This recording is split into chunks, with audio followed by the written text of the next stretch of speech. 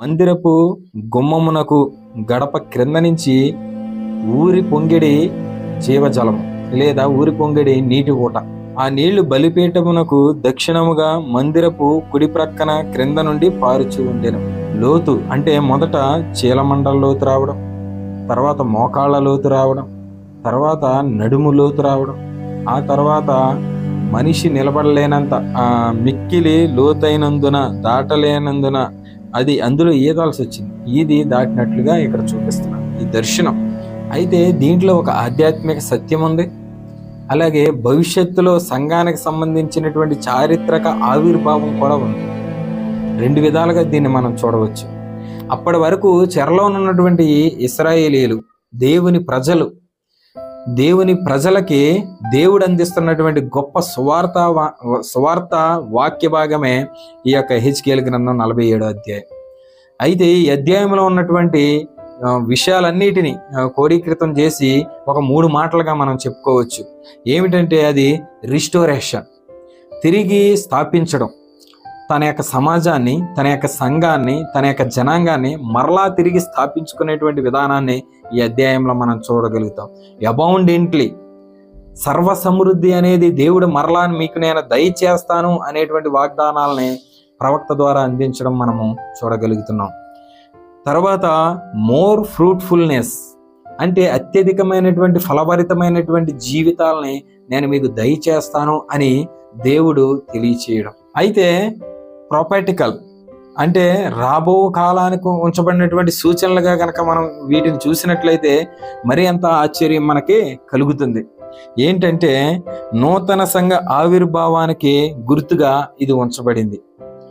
ఏదైతే యేసుక్రీస్తు వచ్చి సువార్త ప్రకటించాడో ఆ ఆలయం అంటే యెరూషలేము ఆలయం నుండి జీవనదులు ప్రవహించడం అనేది ప్రారంభమైందని మనం గుర్తుపెట్టుకోవాలి. అది మొదట చీలమండల లోతు రావడం అంటే ఆయన సిలువ వేయబడి చనిపోయి తిరిగి లేచిన తర్వాత పరిశుద్ధాత్మ అనేటి మనకి సంచకరువుగా లేదా సత్యస్వరూపి అయిన ఆత్మ నేను వెళ్ళిన తర్వాత మిమ్మల్ని నడిపించడానికి నేను పంపిస్తాను, ఆయన వచ్చి మిమ్మల్ని నడిపిస్తాడు అన్నాడు. పరిశుద్ధాత్మ రావడము ఈ చీలమండల లోతు అనేది మనం గుర్తుపెట్టుకోవాలి. ఇది పెంతెకోస్తు దినం నాడు అపోస్తలులందరూ పొందుకున్న పరిశుద్ధాత్మ అనుభవం. వారందరూ యెరూషలేములోనే నిలిచి ఇంచుమించు 16 భాషలకు పైబడినటువంటి లాంగ్వేజెస్లో వారు తమ సొంత భాషలలో మాట్లాడి అనేకులకి దేవుని సువార్త ప్రకటించడం, యేసే క్రీస్తుని ప్రకటించడం, వాళ్ళకి ఆ భాష అర్థమవ్వడం, వాళ్ళ సత్యాన్ని గ్రహించడం, అనేకులు క్రైస్తవులుగా మార్చబడడం అనేది ఇది ప్రారంభ చీలమండల లోతుగా ఉంచబడింది. తర్వాత అన్యజనుల యొక్క ఆహ్వానం కూడా ఇందులోనే ఉంచబడింది. ఎక్కడంటే కొర్నేలీని గనక మనం చూసినట్లయితే కొర్నేలీ కూడా అన్యజనుడిగా ఉండి తన ఇంట్లో తన యొక్క బంధువులు కావచ్చు, తన చుట్టుపక్కల ఉన్న వారందరిని పోగేసి పేతురు గారిని తీసుకొచ్చి సువార్త వినిపించినప్పుడు పరిశుద్ధాత్మ అభిషేకం వారి మీదకి కుమ్మరించబడ్డ అన్యజనుల ఆహ్వానముగా సంఘంలోకి ఉంచబడింది.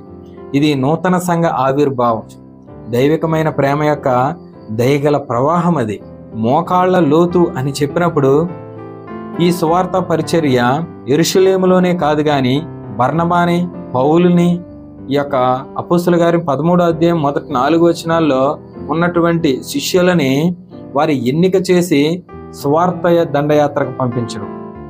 వారు 3 సువార్త యాత్రలు చేసి వారు సంఘాలను కట్టడం లేదా సువార్త ప్రకటించడం. ఇది మోకాళ్ల లోతు అనుభవముగా చెప్పవచ్చు. పరిశుద్ధాత్మ యొక్క జీవజలముల వాక్కు యొక్క మోకాళ్ల లోతు అని చెప్పవచ్చు. నడుము లోతుకు రావడము అంటే gathering to fellowship is the church అంటే క్రీస్తులో సంఘముగా మనము కూడుకోవడం, బిల్డ్ టు ఏ చర్చ్ అని తెలుపుతుంది.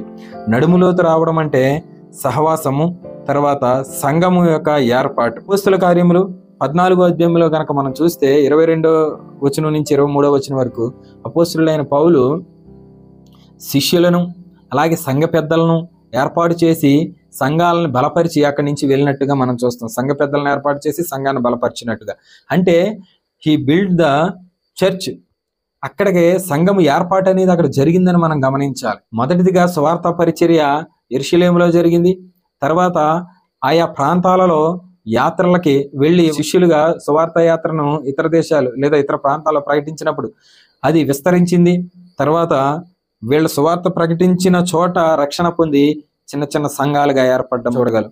అంటే నడుములోతు అనుభవంలోనికి రావడం అనేది. వాటర్ హ్యాడ్ ఏ రైజన్, నీళ్లు మిక్కిలి లోతైనందున. అపోస్తల కార్యములు 28వ అధ్యాయం 31వ వచనంలో సంపూర్ణ ధైర్యముతో దేవుని రాజ్య సువార్త వ్యాప్తి చెందింది. సంపూర్ణ ధైర్యంతో. అప్పటికి అపోస్తల కార్యము చివరి అధ్యాయం చివరి వచనంగా ఉంచబడింది. అది ముగింపని మనం భావించుకోవడానికి లేదు. ఇంకా అనేకులు అపోస్తలులుగా ఎంచబడుతున్నారు, మిషనరీలుగా లేదా స్వార్థికులుగా, సేవకులుగా, ఎవాంజలిస్టులుగా ఎంచబడుతున్నారు. సువార్త బూదిగంతముల వరకు ప్రకటించబడుతుంది. అంటే సంపూర్ణముగా దేవుని రాజ్య సువార్త వ్యాప్తి చెందడము ఇక్కడ మనం చూడగలుగుతున్నాం.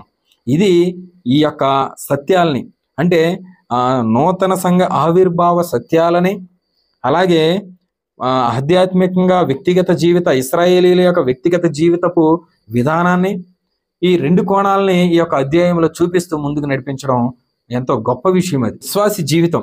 ఒక విశ్వాసి కూడా తన యొక్క దైవికమైన జీవితాన్ని ఎలా బలపరుచుకోవాలి అనేది ఈ అధ్యాయం మనకు తెలియజేస్తుంది.